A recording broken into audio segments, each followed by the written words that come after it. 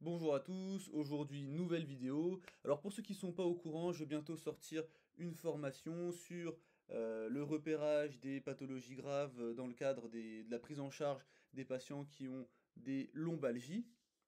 Alors je vous ai déjà mis une première partie de l'introduction de la formation pour que vous sachiez un petit peu quels sont les objectifs, à qui s'adresse cette formation et tout ça. Et puis là, je vais continuer de vous présenter un petit peu la formation pour que vous sachiez ce qu'elle contient.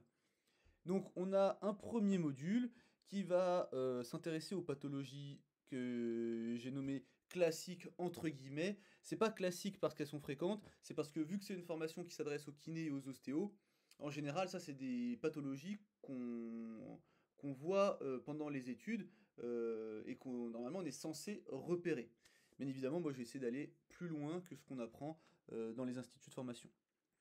Alors dans ce premier module, en fait, on va voir les fractures vertébrales dans un premier temps. Et donc ce qu'on va voir, c'est l'épidémiologie des fractures vertébrales, hein, notamment en fait quel est le pourcentage de personnes qui vont consulter en soins primaires et qui peuvent, enfin pour un mal de dos et qui peuvent avoir une fracture vertébrale.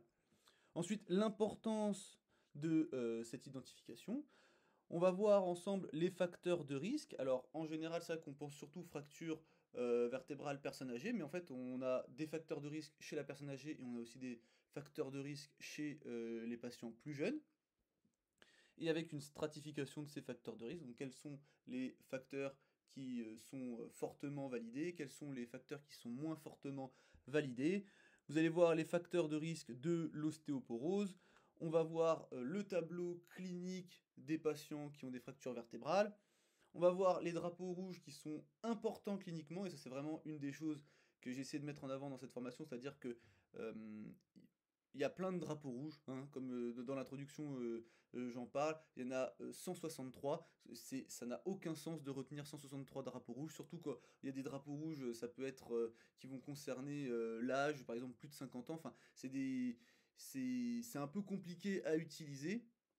Donc là, en fait, on va utiliser les drapeaux rouges qui sont cliniquement importants et je vais vous présenter un cluster de drapeaux rouges qui va vous permettre avec une forte probabilité de suspecter une fracture vertébrale chez un patient. Ensuite, on va voir les signes à rechercher en cas de suspicion de fracture et je vais vous présenter deux tests cliniques qui sont validés scientifiquement pour le repérage des fractures vertébrales. On va voir ensemble les examens complémentaires qui peuvent être utiles et l'importance de savoir faire un bilan neurologique, même dans le cadre des fractures. Parce que ça, c'est le module 1. Le module 2, ce sera sur les pathologies neuro. On verra le bilan neuro dedans. Mais en fait, le bilan neuro, bah, nous, on va l'utiliser dans les fractures et même dans toutes les autres parties que je vais vous présenter là. Donc la deuxième partie, c'est les infections vertébrales. Et donc, pareil, on va voir l'épidémiologie, on va voir l'importance d'identifier les patients qui peuvent avoir des infections vertébrales, les facteurs de risque, les éléments indispensables de l'anamnèse que tout le monde oublie. En fait, en gros, que tout le monde oublie, c'est surtout, enfin moi, par exemple, en formation initiale, j'avais pas du tout vu ça. Et il y a des petites choses à savoir qui peuvent faire vraiment varier le niveau de préoccupation par rapport à une infection vertébrale.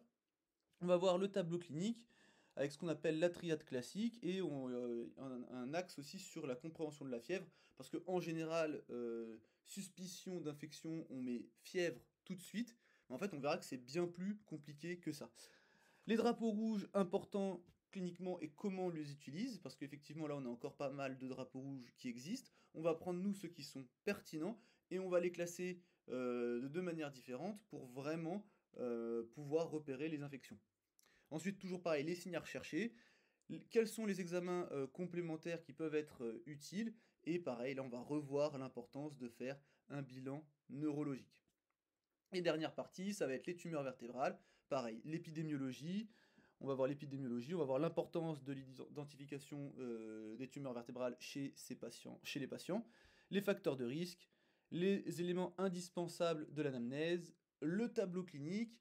Pareil, en général, quand on parle de tumeur, on pense perte de poids inexpliquée. Qu'est-ce que c'est une perte de poids inexpliquée? Ça, c'est toujours un peu compliqué. Donc, bah, vous aurez tout. Donc, c'est-à-dire, qu'est-ce que c'est de manière objective une perte de poids inexpliquée? Quels sont les diagnostics différentiels de la perte de poids qui ne sont, et qui, enfin, de la perte de poids qui n'est pas une tumeur vertébrale. On va voir tout ça. On va voir les drapeaux rouges importants cliniquement et pareil, comment on utilise ces drapeaux rouges, les signes à rechercher, les bons examens complémentaires, enfin les examens complémentaires qui peuvent être utiles pour ce type de patient. Et on va voir ce qu'on appelle la compression métastatique de la moelle épinière et comment l'identifier grâce notamment à la reconnaissance des signes précoces. Et pareil, on va voir pourquoi c'est important de savoir faire un bilan neurologique dans le cadre de cette pathologie-là. Donc ça, c'est tout ce qu'on va voir dans le premier module. Et on se dit à bientôt pour la présentation du module suivant.